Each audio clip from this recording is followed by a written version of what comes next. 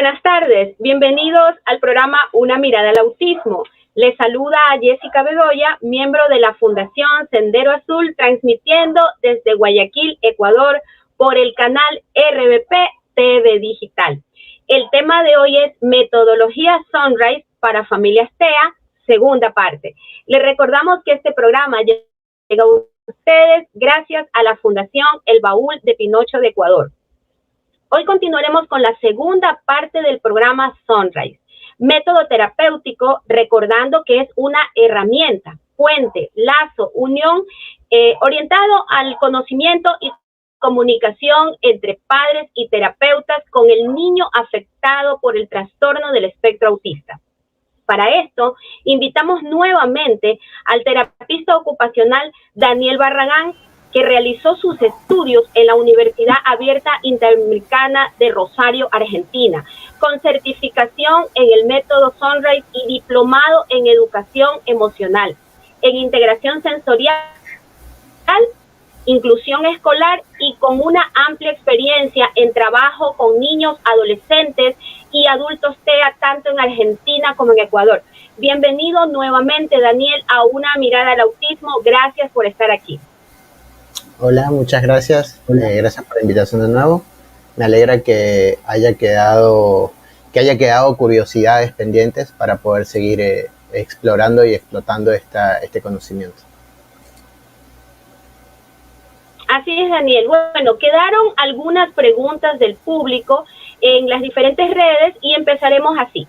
Liz nos decía, ¿cómo se puede tener acceso a esas planillas o material? Bien, hay mucho contenido que está subido simplemente en internet.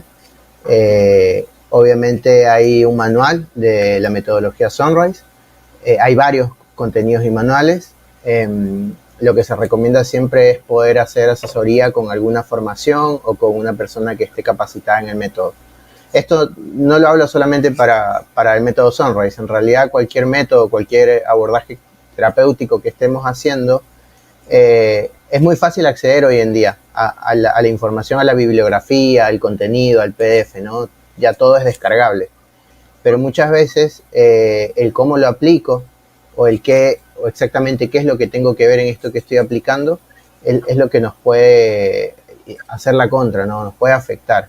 Y en eso tenemos que tener mucho ojo de que, si bien es cierto que hay muchas cosas que son intuitivas y podemos llegar a aprender por nuestra cuenta, tratemos siempre de estar con la asesoría de una persona que esté capacitada en el área, donde podamos hacer consultas, donde podamos ir paso a paso. ¿Sí?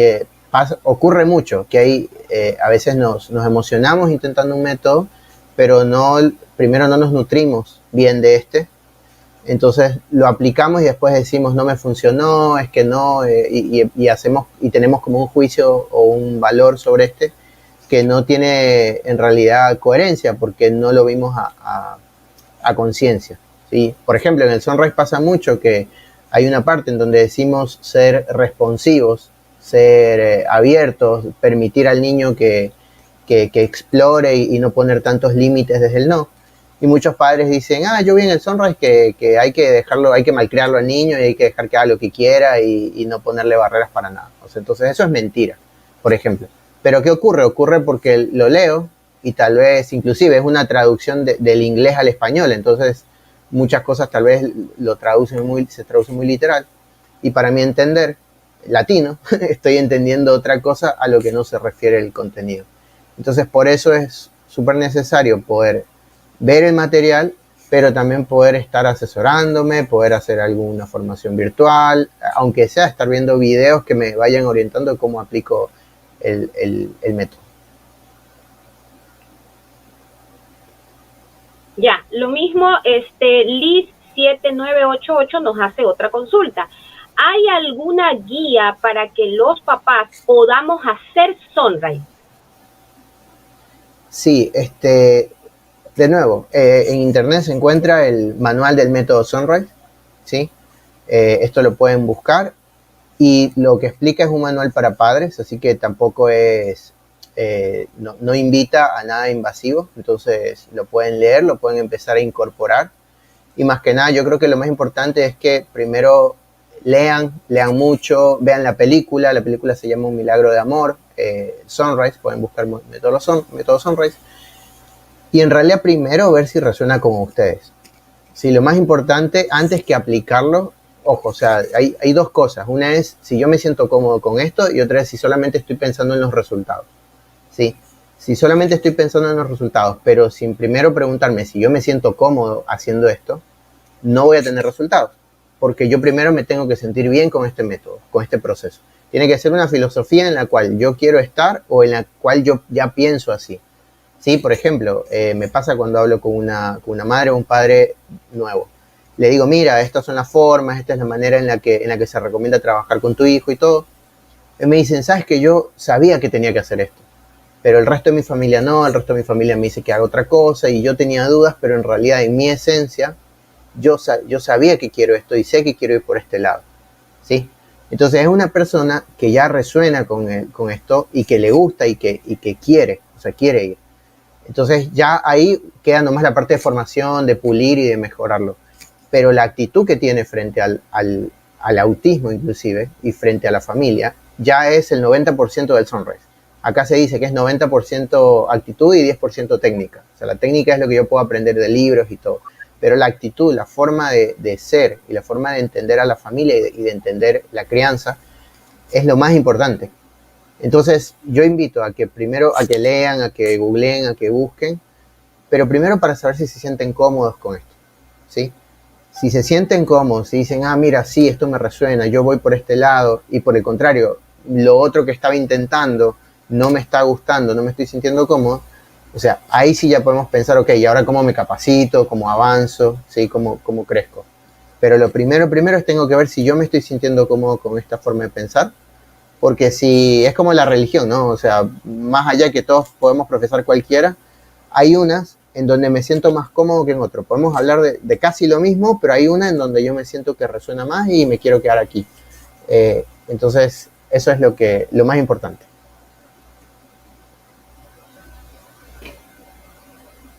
Liz nos vuelve a consultar algo. Dice, ¿cómo podríamos hacer como familia para que el niño solo aprenda a recibir órdenes?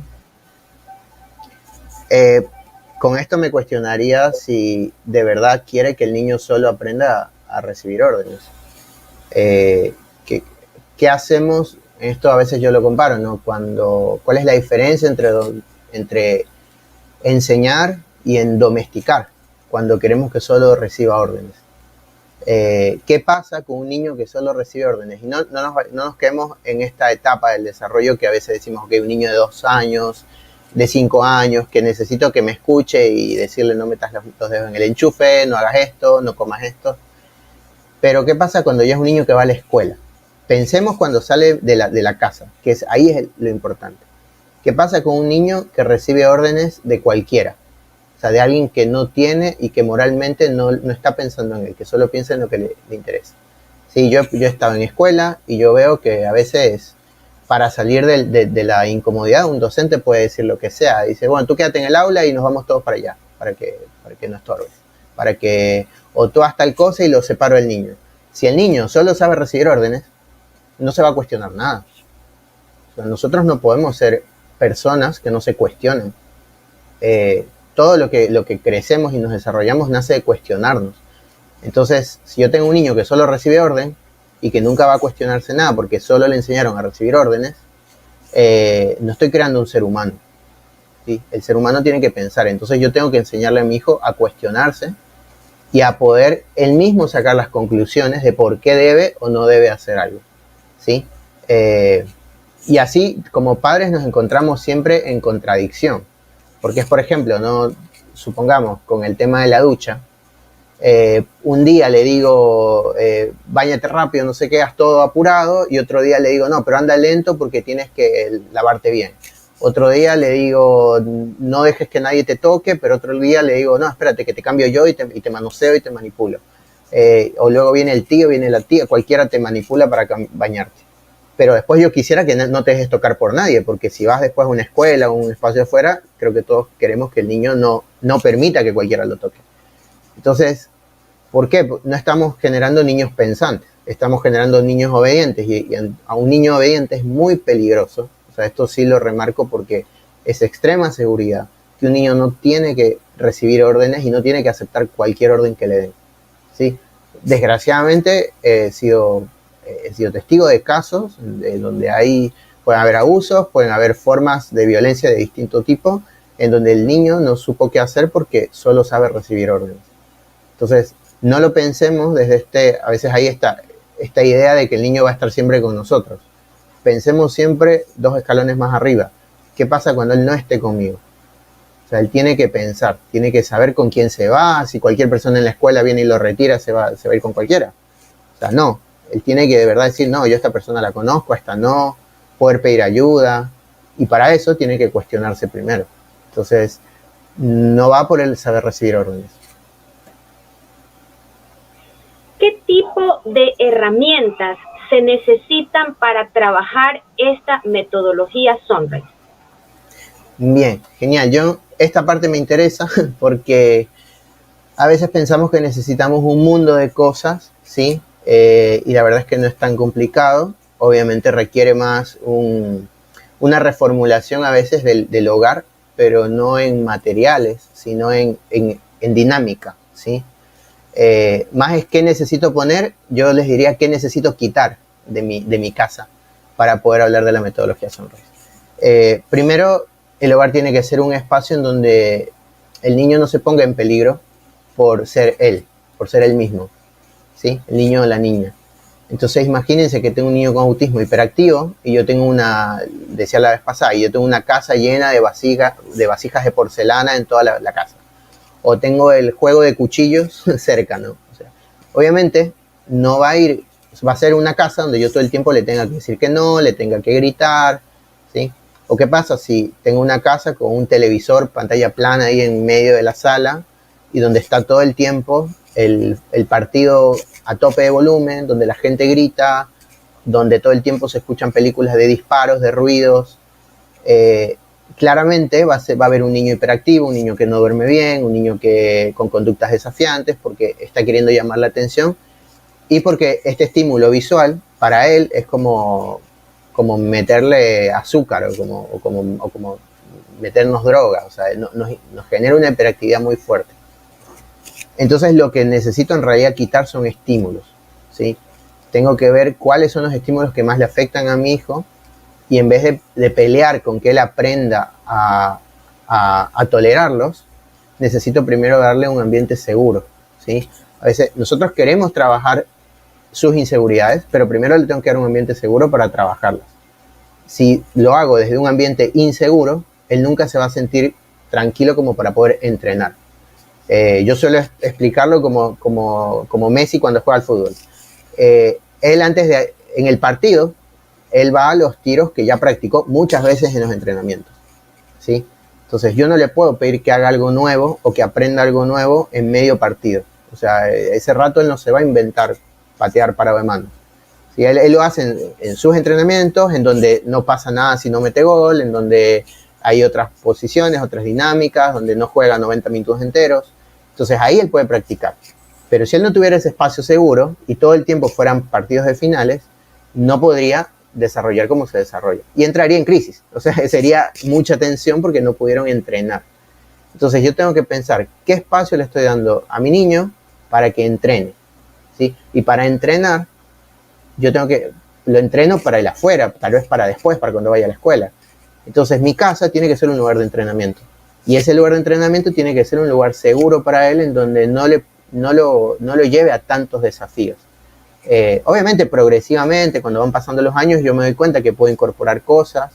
Muchos padres quitan la televisión, quitan la tecnología de la vista, pero ya después, cuando se empieza a acostumbrar al niño, ya empiezan a introducir cosas gradualmente, obviamente para acostumbrarlos y para que tengan un buen vínculo con el objeto.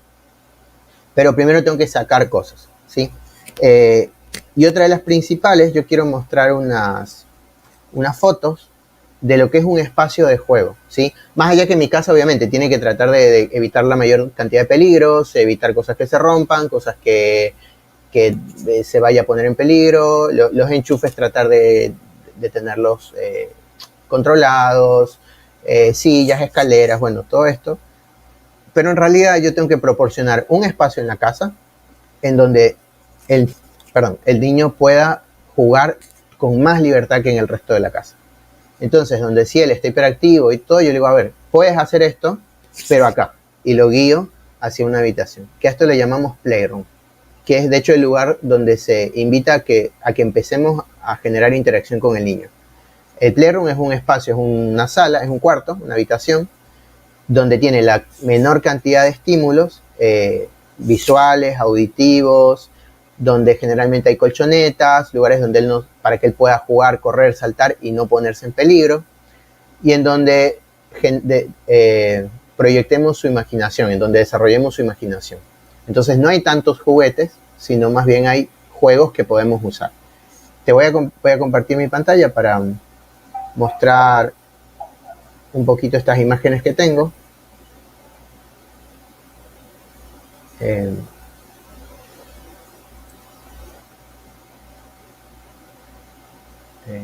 A ver, ¿ahí se puede ver? Claro, sí.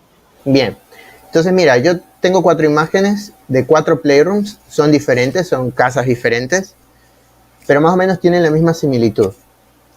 Como pueden ver, este es un espacio, el suelo está totalmente limpio, o sea, limpio de que no hay juguetes tirados, no hay cosas regadas, ¿sí? Visualmente a mí me da calma, porque es un espacio que no tiene tantos estímulos. Tiene un par de cosas, por ejemplo, vemos esta pelota de forma de maní, puede tener el piso colchonetas o puede tener estos rompecabezas de caucho que sirven para amortiguar golpes. Tiene una mesa y una silla para trabajar cosas sentados y los juegos que tiene los tiene en una repisa alta. ¿Qué significa? Que el niño cuando quiere usar un juguete, sí o sí, me tiene que pedir que yo se lo alcance. Entonces lo que estoy logrando con eso es que él me busque y yo ser útil para él para su desarrollo. Él va a tener que comunicarse conmigo, pedirme el juguete y yo alcanzárselo y jugar. Entonces, de entrada vemos que es un lugar muy seguro para él, donde él puede, no importa si se mancha el piso, se puede limpiar, no importa si traemos algo diferente porque el lugar está como bastante limpio. Acá también vemos otro lugar más amplio, ¿sí? Pero lo mismo, paredes sin mucho colorido, donde no le genere otros estímulos. Vemos un espejo, el espejo es muy importante en un playroom, mientras más grande mejor, porque lo que vamos a hacer es a buscar el contacto visual con el niño, ¿sí? Muchas veces ellos no nos miran de cara, pero nos podemos encontrar en el reflejo del espejo, jugamos, él nos ve mucho desde el reflejo del espejo. Aparte también puede mirarse de cuerpo entero, entonces puede reconocerse como persona, reconocerme a mí, jugar mucho con nuestra planificación motora, ¿no? De cómo pongo mi cuerpo en el espacio, qué expresiones hago. Es como que amplía mi campo visual. El espejo me ayuda a ampliar ese campo de encuentro con la mirada. Vemos que hay una pelota, estas pelotas de yoga también son muy buenas para trabajar aspectos sensoriales, para jugar. Tenemos el salta-salta, que también lo ayuda a estimular sensorialmente, da calma, saltar nos activa el sistema propioceptivo y esto genera mucha calma, relaja, ¿sí? Es un puente de descarga energética. No todos los niños, obviamente, eso se hace después de un perfil sensorial, pero en su mayoría el saltar ayuda. Y también nos damos cuenta que acá no es que tiene juguetes, sino son juegos. O sea, yo con un saltarín puedo hacer muchas cosas, no es solo saltar, puedo utilizarlo para crear un montón de juegos. Es lo mismo que una cuerda no sirve para una sola cosa, sirve para muchas. Entonces en eso también, cuando pensemos en juguetes, pensemos en juegos que desarrollen mi imaginación. Por ahí hay juegos que solo se pueden usar de una forma porque son solo para eso. Y o sea, está bien, pero no le va a ayudar a desarrollar la imaginación. En cambio, cuando tengo un juego como una pelota, la pelota puede ser de todo. O sea, puede ser, le puedo pintar y se vuelve una cara, se vuelve un personaje, podemos rebotarla, podemos solamente tirarla, podemos abrazarla, podemos pararnos sobre ella. Trabajo un montón de aspectos. Este otro playroom es más pequeño, tiene más cosas, pero si ven también son todos objetos de juego. Tiene hamaca, la hamaca también ayuda mucho en el sistema sensorial. Tiene otros tipos de hamaca. Tiene este puff, que el puff también nos ayuda mucho a contener todo lo que me pueda abrazar, lo que pueda abrazar mi cuerpo, desde un tacto profundo se llama esto. Me va a servir. Vemos lo mismo, que tiene el mismo perfil, paredes blancas, un espejo, en este caso es más pequeño, tiene mesa y silla, y lo que vemos es que es lo más limpio posible. Obviamente acá está un poco más desordenado porque ya está jugando la persona, pero es lo más limpio posible. Y este también, para un niño más pequeño, y lo mismo, vemos que tiene espejos, juegos, ¿sí? Que ayuden a ubicar mi cuerpo en el espacio. Tengo un plano inclinado que me hace escalar, me hace trepar, me ayuda a trabajar mi coordinación. Y los juguetes están arriba, esto es lo más importante. Los juguetes están arriba, cuando jugamos y dejamos todo tirado, recogerlo apenas termina el juego y que él vuelva a tener la necesidad de pedirme que le baje el juguete, porque en ese momento es donde yo puedo pedirle lenguaje verbal, puedo pedirle miradas, le digo, a ver, ¿qué juguete quieres? A ver, señálame, y hacemos toda una conversación desde lo que él me pide. ¿Qué pasaría si él tuviera los juguetes a mano? Él simplemente los agarraría, a mí no me pediría nada, ni siquiera me miraría y ya está, y él jugaría solo. En cambio, este playroom, este lugar, lo que me invita es a jugar con alguien. Si ven que si yo estoy aquí solo, tal vez sea aburrido el juego, pero si yo estoy con alguien, podemos jugar de a dos en la pelota, podemos jugar de a dos en la hamaca. O sea, son juegos que me exigen que haya un otro ayudándome a realizarlo, ¿sí? Entonces en esto también recomiendo buscar tipos de juegos así y no juegos que sean tan individuales, ¿sí? Hay juegos que por más que los quiera llevar de a dos, son muy individuales por el tipo de juego. En cambio en esto yo le estoy creando la necesidad al niño de interactuar con los otros. Además, qué mejor que enseñarle a que utilice estos juegos, que al final son juegos que también hay en un parque, hay en un espacio de recreo, ¿sí? Con estos juegos yo puedo desarrollar la imaginación, puedo desarrollar la inventiva, puedo trabajar los roles, yo primero tiro, tú atrapas, luego tú tiras y yo atrapo, o sea, ahí estoy trabajando un montón de aspectos.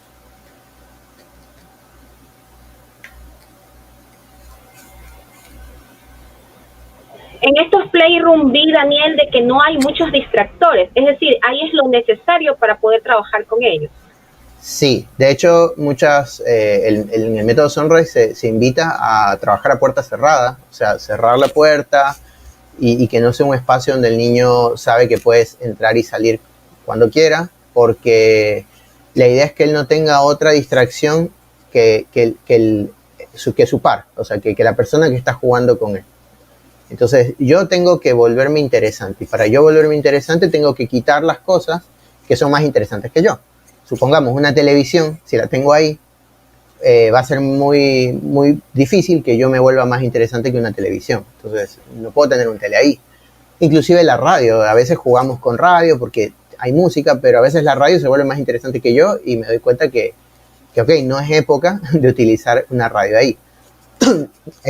Tampoco tantos diseños en las paredes, tanta sobrecarga visual, porque hay niños, en su mayoría, que tienen que se sobrecargan visualmente rápido, entonces que según el tipo de dibujos y según los estímulos que están teniendo, también cambia su humor o su atención. Entonces, esto es como en cualquier persona. Si yo necesito trabajar en una mesa y voy a estar concentrado, primero limpio la mesa, ¿sí? Entonces, en una casa nos pasa igual. A veces yo quiero interactuar con mi niño, pero tengo una casa que está a vuelta, que entiendo que más de una casa de un niño con autismo es difícil tener una casa ordenada, pero lo que puedo hacer es un espacio de la casa sí tenerlo ordenado. O sea, que este es el espacio de juego donde no se haga otra cosa, inclusive si hay la posibilidad que no sea la habitación, que sea otro lugar, ¿sí?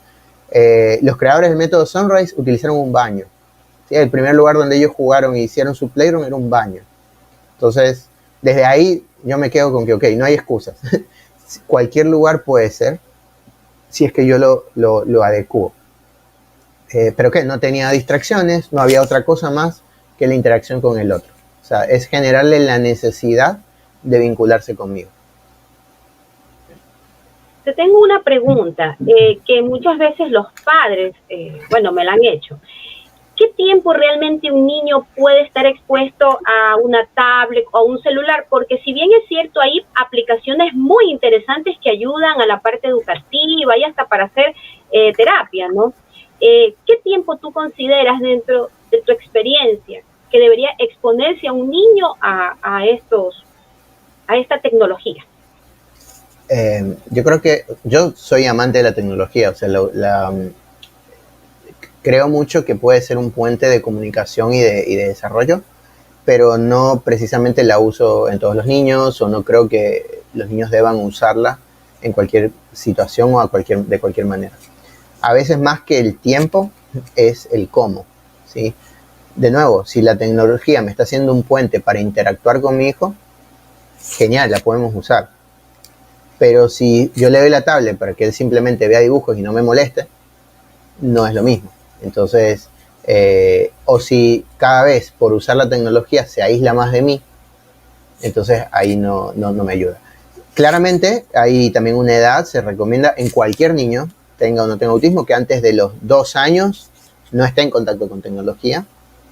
Y en otros casos, inclusive después de los 7, que recién empiece a interactuar más con tener una tablet propia, cosas así. Pero yo lo iría viendo es primero si ha desarrollado habilidades previas. Y una de esas es la autorregulación. Nosotros vemos que hay niños que cuando utilizan un celular o ven una tablet, lo primero que empiezan es a generar hiperactividad, ¿sí? Están primero bien y luego empiezan a esta sonrisa perdida, a evitar el contacto visual, a ponerse inflexibles al rato de quitar la tablet. Entonces, si yo veo que este es el resultado de cuando consumes tecnología, yo necesito bajarle o no usarla. O sea, necesito primero priorizar que lo más importante son otras cosas. Ahora, si veo que le doy en una dosis en donde él lo usa bien, logra desvincularse de la tecnología cuando la deja, cuando le digo, todo esto, puedo considerarlo, ¿no? Nunca más de 2 horas en el día. O sea, sería lo ideal, que no se use más de 2 horas en el día. Y también, yo siempre digo, cuando tenemos, por ejemplo, una aplicación, como tú dices, hay aplicaciones que son muy ricas para poder jugar y para poder aprender cosas. Primero tengo que yo usar la aplicación como adulto, tengo que saber utilizarla, tengo que saber cómo se inicia y cómo se termina el juego, tengo que saber hasta dónde llegan los niveles, o sea, yo haberla usado, haberlo jugado, y después ver cómo con esta tablet o con este juego yo puedo generar interacción con mi hijo. O sea, cómo podemos jugar los dos a esto, ¿sí? Por ejemplo, hay muchos, hay uno que es tipo Scrabble, o hay una donde tiene la figura y me pide poner las letras, entonces yo juego con una pizarra, yo le escribo y él busca las letras y las pone, o sea, hay una interacción, hay un ida y vuelta. Yo le genero la necesidad de que me pida ayuda para usar la tablet.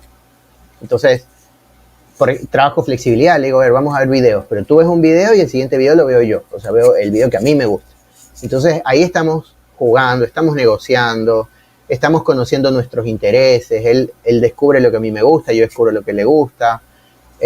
O sea, si yo puedo utilizarlo como un puente de conversación y de todo eso, genial. Ahora, sí, en esto cada adulto tiene que ser sincero.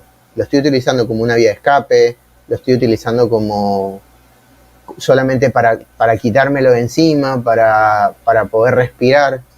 Tampoco es condenable eso, es verdad que a veces necesitamos como adultos un break de esto, pero tengo que decir, ok, o sea, voy a hacer un tiempo muy controlado, con ciertas aplicaciones o cosas que veo que no le hacen mal. También vemos que a veces hay canciones o videos justo que esos son los que le generan hiperactividad y vemos que hay otros que lo calman.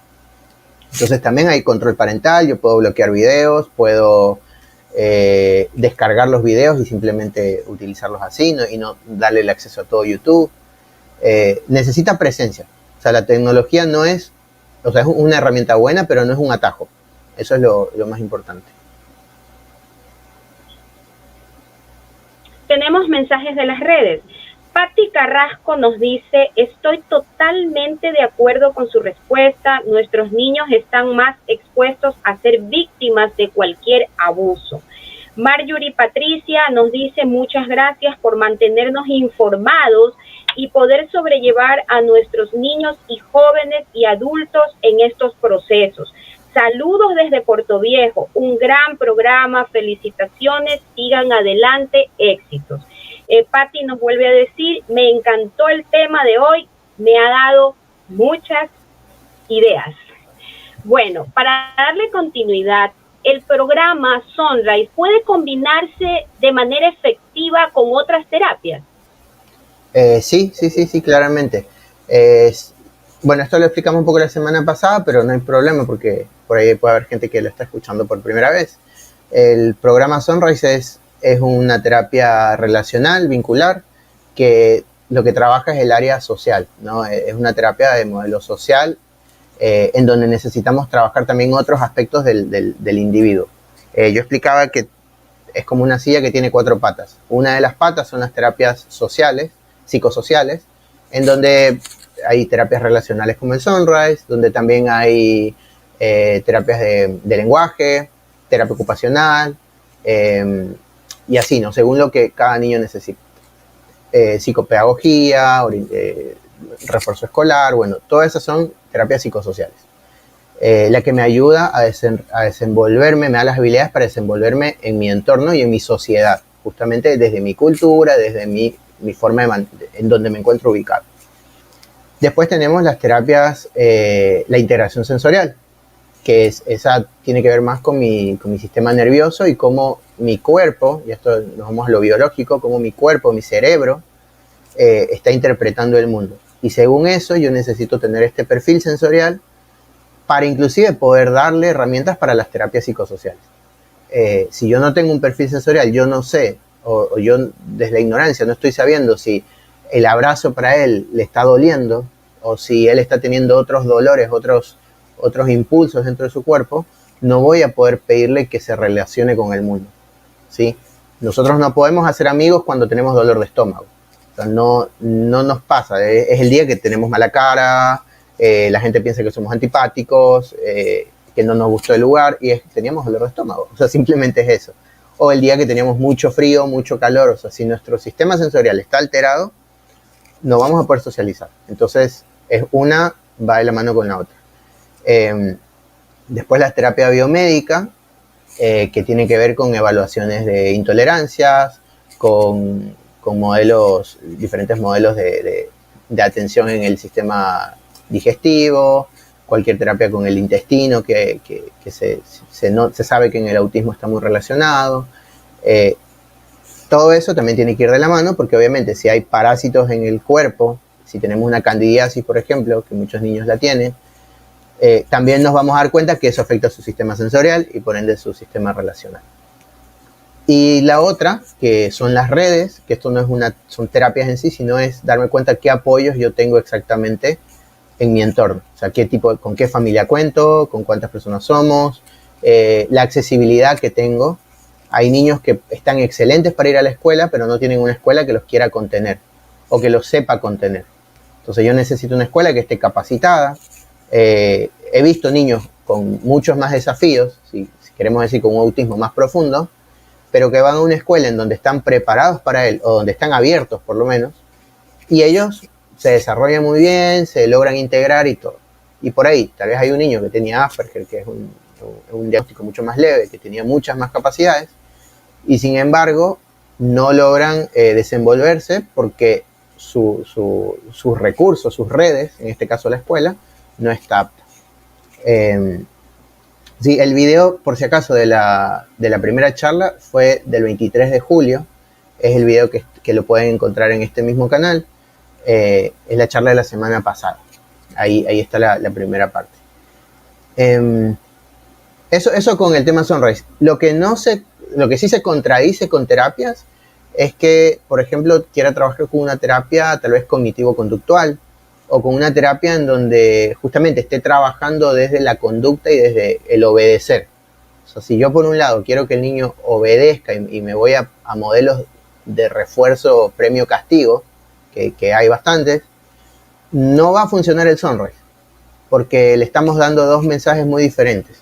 Entonces, en la semana pasada decía, no importa, o sea, no me importa cuál usen, porque al final cada niño va a tener su desarrollo, pero no podemos pensar que no funcionan las dos cosas. O sea, si hago dieta, tengo que elegir una dieta, no puedo hacer todas al mismo tiempo. Entonces, en esto sí hay que ser coherentes, y por eso digo, primero como familia tengo que ver si a mí me resuena todo esto que se está diciendo. Si yo quiero un niño que pueda pensar, que sea hiperactivo, donde yo no quiero quitar su personalidad. Porque una cosa es el autismo y otra es la personalidad del niño. El niño va a ser travieso, va a ser juguetón, va a ser curioso, y a veces por justificar el autismo pensamos que el niño debería dejar de ser todo eso. Entonces, si yo quiero un ser humano, un individuo que piense, que se cuestione y que rompa de vez en cuando las estructuras, vamos por el Sunrise, porque viene para eso, y nosotros como familia vamos a romper estructuras de la sociedad. Porque obviamente en el exterior quieren niños que se porten bien, o sea, esta palabra, ¿no? Y uno va a venir a la escuela a decirle, no, mira, mi hijo no está para portarse bien solamente, está para pensar, entonces te traigo opciones, te traigo juegos, estrategias y formas, pero yo voy a priorizar estas cosas antes que el portarse bien, ¿sí? Entonces, son formas, y en eso sí, es lo único con lo que se contradice, si te puedo ser claro. Es importante la capacitación de la familia en los procesos terapéuticos. Sí, totalmente. Primero necesitamos una familia capacitada. A ver, nosotros, el padre, la madre, es quien está a cargo del hijo en lo que va de la vida. Entonces, yo necesito saber de qué está yendo todo esto que hacemos. Inclusive, aunque no me especialice, ¿no? Yo necesito saber exactamente qué hace el Sunrise, exactamente qué hace el Flower Time, exactamente qué hace el modelo ABA, o sea, cualquier modelo, yo tengo que estar totalmente capacitado, o en su mayoría, de qué es lo que está haciendo, a dónde va. Porque si no, pasa mucho que yo llevo a un niño a una terapia, en la terapia me cierran la puerta, me dicen déjelo aquí, véngalo a ver en una hora, el niño sale y yo no me enteré qué pasó. O sea, no me enteré si él jugó bien, si no. Me dice, no, sí, hizo todito. Yo veo que llega a mi casa y llega nervioso, exasperado. Entonces yo necesito ser un padre que se involucre y que primero, esto le pasa mucho a los padres que pierden sus derechos. Y esto, hay profesionales que les quitan el derecho al padre de la autonomía. ¿Sí? Un padre tiene que tener derecho completo sobre qué terapia se está haciendo con su hijo y decir cómo la quiere, y si no quiere algo y no le gusta, poder decir esto no me gusta que se esté haciendo, y poder elegir dónde lo quiere poner a su hijo. Y sabemos que hay límites a veces económicos, de lugar, a veces solamente hay esa terapia en esta zona donde yo vivo, pero tengo que tratar de buscar de ir más allá, porque no puedo, o sea, mi hijo no puede tener una terapia y yo no estar enterado de qué pasa o de cómo pasa esto. Sí, tengo que ser muy curioso. Entonces, mientras más me capacito yo, por lo menos para entender que lo que está haciendo este terapeuta tiene sentido o no tiene sentido. Yo, por ejemplo, me hablaban de sí, es que hay tal espacio donde le cambian de terapeuta cada 2 semanas o cada mes. Y yo les digo, a ver, seamos lógicos. Si un niño tiene autismo, donde su principal desafío es relacionarse y donde su principal desafío es la inflexibilidad, le cuesta los cambios, ¿qué también crees que le hace una terapia en donde le cambiamos de personas cada mes? Donde él apenas empieza a hacer vínculo con alguien y se la cambian, ¿sí? Entonces, esa lógica que no hay que estudiar mucho, pero hay que sentirnos con derecho a reflexionar. Ahí se quedan y dicen, no, pues sí es cierto, o sea, ¿cómo va a avanzar mi hijo si nunca tiene a alguien estable? Entonces, por ejemplo, ahí agarro y como padre digo, oye, no, yo exijo que al terapeuta que le pongan se quede, o sea, se quede, o que no me lo estén rotando, porque a veces lo rotan simplemente por comodidad de horario, ¿no? Entonces, eso, por ejemplo, es estar capacitado, o sea, es ser consciente de que lo que más le dificulta a él no puede ser en donde yo más le voy a estar apretando el zapato. O sea, son incoherencias que a mí me gusta ayudar a reflexionar a los padres desde la lógica, desde el sentido común. Ni siquiera estoy hablando de un método o de cosas así, ¿no?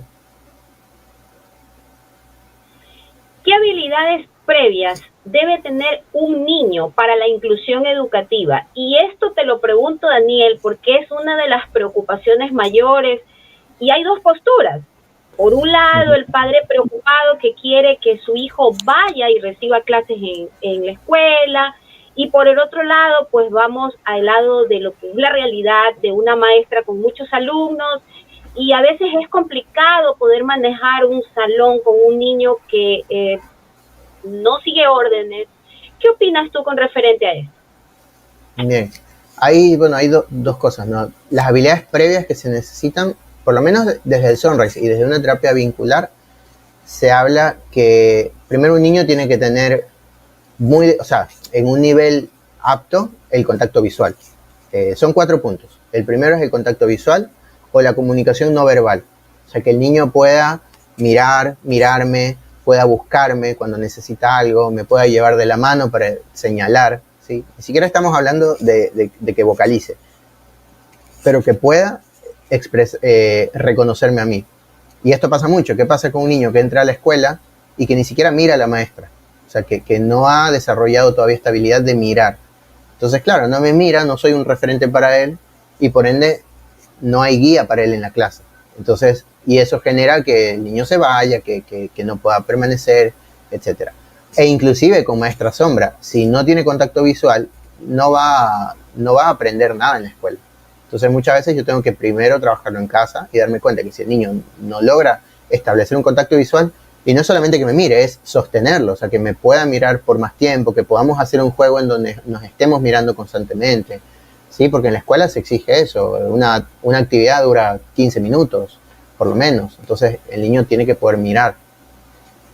Otra es la comunicación, ser consciente de cuán amplio es su rango de comunicación, o sea, cuántas palabras puede decir, puede decir las palabras necesarias básicas para la escuela, como ir al baño, quiero hacer pis, pedir ayuda, ¿sí? Necesitamos eso mínimo. Y obviamente, si no es verbal, por lo menos señalar, tomar de la mano.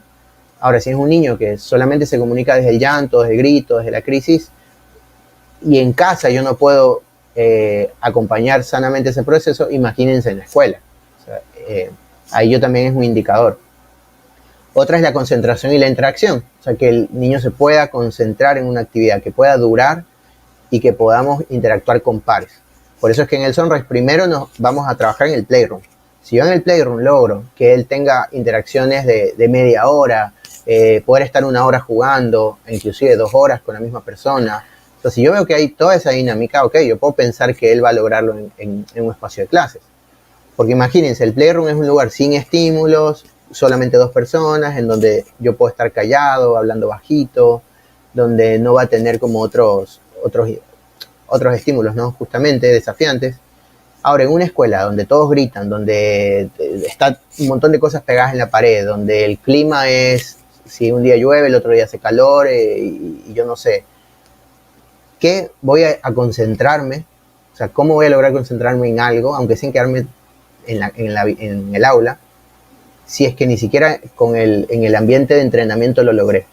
O sea, acá es de nuevo pidiéndole a Messi que meta un gol de media cancha y cuando nunca lo practicó antes y cuando ni siquiera le salía en los entrenamientos. O sea, esto no va a salir. Entonces ahí yo tengo que retroceder y decir, ok, en la escuela no lo está logrando, necesito bajar los estímulos, o sea, llevarlo a casa y trabajarlo primero con pocas personas. Y otra es la flexibilidad. Y creo que esto en la escuela es lo más importante porque la escuela es totalmente improvisada. Los horarios van y vienen. Hoy día vino la profe, mañana no vino. Si teníamos recreo, nos atrasamos 10 minutos, nos adelantamos 10 minutos. Hay actos escolares, vamos aquí, salgamos, entremos al aula. O sea, es un caos. A mí me genera ansiedad cuando estoy acompañando en escuela. Y un niño tiene que ser totalmente flexible para esto. Por lo menos para estos cambios, estos tipos de cambios. Obviamente yo le voy a dar ciertas estructuras que son la maestra sombra. Yo recomiendo que si un niño todavía está desarrollando estas habilidades, sí necesita una maestra sombra. Ojalá en algún momento la escuela sea totalmente inclusiva y haya un maestro que estén totalmente preparados y las escuelas no tengan niños de más de 10 alumnos por aula. O sea, eso sería un ideal, ¿no? Un sueño. Pero hoy en día en una escuela donde hay 30 niños en un aula, donde hay una sola maestra, yo recomiendo que el niño vaya con maestra sombra, con un buen proceso de adaptación y con un plan de que en unos años la maestra ya no tenga que estar, pero necesita primero una maestra sombra que le dé este eje o estos pilares que la escuela no le está dando. Entonces es una persona que puede acompañarlo en esta flexibilidad, que más allá de que de todo el mundo cambie, ella le puede dar una estructura, donde yo puedo potenciar su comunicación o a veces poder ser la voz que él no tiene, donde yo pueda trabajar en su interacción o pueda desarrollar esto. Pero estos 4 pilares primero tienen que estar en un punto como bastante nivelado. Obviamente no van a estar en un plano ideal, pero tengo que saber que por lo menos para la escuela hay ciertas necesidades que necesito cumplir. Y recomiendo sí o sí la incorporación de maestra sombra en una primera etapa y con un buen programa. Tampoco es algo a lo que el niño se tiene que acostumbrar toda la vida, pero sí en un primer momento puede ser necesario. Y además se debe de crear una rutina en el niño, ¿no? Porque la mayoría de los profesionales recomiendan lo que son las rutinas, aunque algunos padres lo ven negativo, lo de las rutinas, porque ellos dicen que cuando no pasa lo que debe de suceder en ese momento, entonces los niños se generan de mucha ansiedad. ¿Qué opinas tú con referente a las rutinas? Bien, uno de los aspectos que te decía era la flexibilidad. Obviamente, ¿cómo yo voy a saber si mi niño es flexible? Lo tengo que ponerlo a prueba, ¿sí? Eso es de nuevo el entrenamiento y es ya el juego. Yo le voy a dar toda la rutina o las seguridades que él necesite en un primer momento, que son tal vez, si es en casa, por ejemplo, el momento de la comida, siempre a la misma hora, las mismas rutinas que empezamos y todo. Pero en el juego, yo voy a trabajar su flexibilidad. Entonces, si siempre venimos jugando de una manera y yo veo que ese día está súper motivado, está conectado conmigo, me está mirando y quiere más, si vemos niños que tienen esas ganas de dame más, quiero seguir jugando contigo, ahí yo voy a cambiar el tipo de juego y le voy a ofrecer algo diferente. Entonces, y ahí voy a empezar a trabajar su flexibilidad, de a poquito. No lo estoy llevando al matadero, pero ahí le estoy trabajando su flexibilidad. Entonces, si a él le gustaba mucho una pelota, pero está tan emocionado conmigo jugando, voy a cambiar la pelota, voy a ofrecerle otro tipo de juego, que sea parecido al anterior, pero un poquito diferente.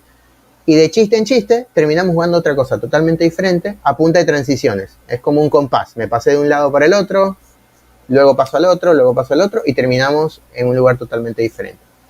Entonces, yo tengo que ver cuáles son las formas de pivotear con el niño que tengo, pero a la vez sí, siempre invitar a la flexibilidad. O sea, tengo que buscar la flexibilidad. Y yo veo muchos padres que son más inflexibles que los niños.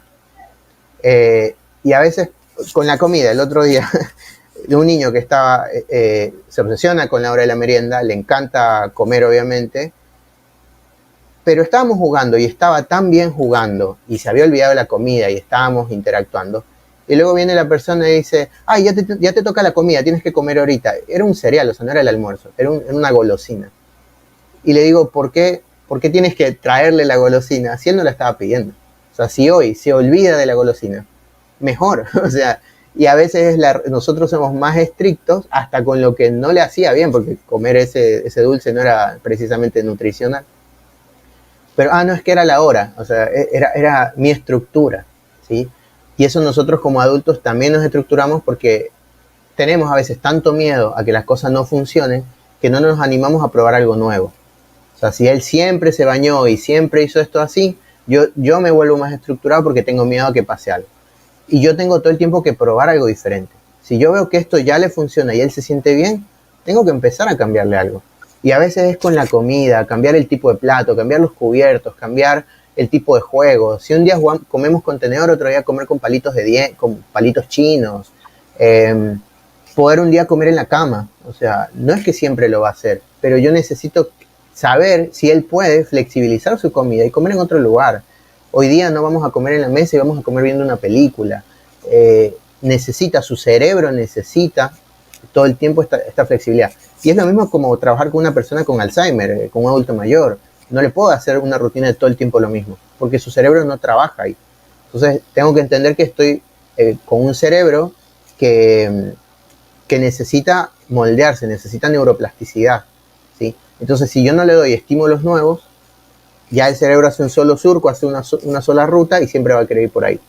Hasta lo mismo, el camino a la escuela, tengo que probar por otro lado, porque hay niños que inclusive cambiarles el camino a la escuela se ponen inflexibles. Entonces jugar con eso, vamos primero a hacer tal cosa, vamos a cambiar el orden de las cosas. Obviamente no en un día que lo vea mal, sino en un día que lo vea bien, lo vea pleno, veo que jugó bien, ese día yo le voy a proponer algo diferente. Siempre que yo quiera meter algo nuevo, va a ser en el juego, jugando, no en el momento de la crisis, ¿sí? Por ejemplo, con la comida, yo trabajo mucho la flexibilidad en el rato de la comida, juego con la comida, les robo comida, les digo, dame, compartamos, yo tengo esto, te doy, tú dame, o sea, los molesto mucho con la comida, pero es un momento en donde estamos los dos solos, tranquilos, no en un restaurante. O sea, si estamos en un restaurante, en ese rato no le voy a estar molestando que me dé comida. ¿Se entiende? Eso es como que tengo que elegir bien dónde quiero entrenar algo nuevo.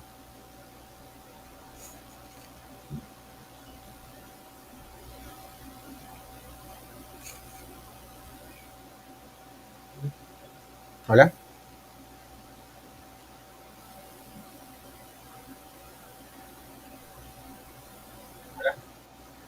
En base a la educación en casa de los padres y las estructuras que fomenten, ¿qué recomendaciones darías a los padres para ayudarlos en educar para la autonomía?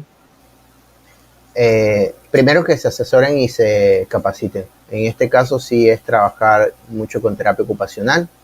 Esta es la carrera y la profesión que trabaja la autonomía en las ocupaciones de la persona. Y en este caso, en la infancia, muchos aspectos de actividades de la vida diaria, autocuidado, higiene, alimentación, ¿sí?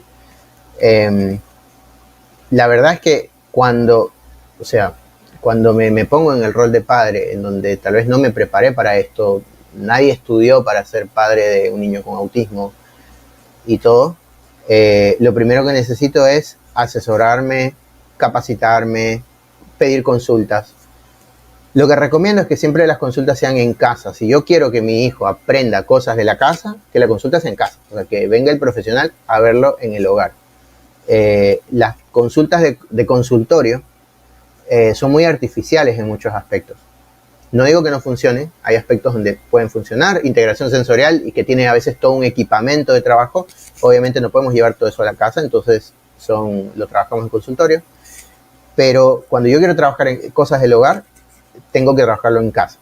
Y el terapeuta va a la casa y analiza el espacio y ve, porque por ejemplo, no es lo mismo aprenderme a duchar en una ducha de consultorio que a ducharme en mi casa. Desde algo tan simple como tal vez en la ducha yo puedo alcanzar y en la otra no, o hay una casa en donde se bañan con balde. O sea, no puedo enseñar eso a todo el mundo. Necesito ver cada realidad. Puedo poner ejemplos, puedo darles ideas, pero cada uno va a tener una realidad muy diferente. Y en esto, o sea, a mí me ha pasado que las familias me han dado cachetadas en el sentido que yo pensé que lo normal era tal cosa y me dicen, no, es que acá en casa pasa esto otro, o tenemos otra dinámica, el baño queda afuera, el cuarto se comparte con más gente, o sea, hay cada cosa en diferentes hogares, que necesitamos herramientas para trabajar en mi hogar. Entonces, eso es lo más importante. Y después siempre, cuando un niño está logrando una habilidad, siempre, cuando lo logra, desafiar a más. O sea, tratar de no quedarme en la asistencia, ¿sí? Muchas veces hay niños que ya logra, por ejemplo, ponerse las medias, o ya logra hacerlo, pero por la comodidad que le damos, lo sigue haciendo. Entonces, la comunicación entre familias es muy importante. Por ejemplo, si logró algo conmigo, miren, conmigo se está amarrando los zapatos, ok, como familia, vamos todos a invitarlo a que lo haga. Y en esto pasa muchas veces que papá lo logra, pero mamá no, y ella le sigue atando los zapatos, luego viene la abuelita, luego el hermano. Entonces, no lo estamos desafiando a algo nuevo. Y le estamos quitando oportunidades. Hay un dicho que es cada vez que yo hago algo por el niño, le quito la oportunidad de que lo haga por sí solo. Entonces, no desde la crisis, obviamente, no en el momento en el restaurante, pero sí en casa, cuando estamos jugando, cuando tengo tiempo. A ver, vamos a jugar a amarrarnos los zapatos y lo primero que va a hacer es incomodarse y tal vez llorar o generar incomodidad, pero voy a calmar, yo primero estar tranquilo y digo, mira, vamos, podemos hacerlo juntos y no pasa nada si te equivocas, es un lugar seguro de entrenamiento. Entonces, siempre ir a más, ¿sí? No quedarme cómodo, pero en lugares seguros.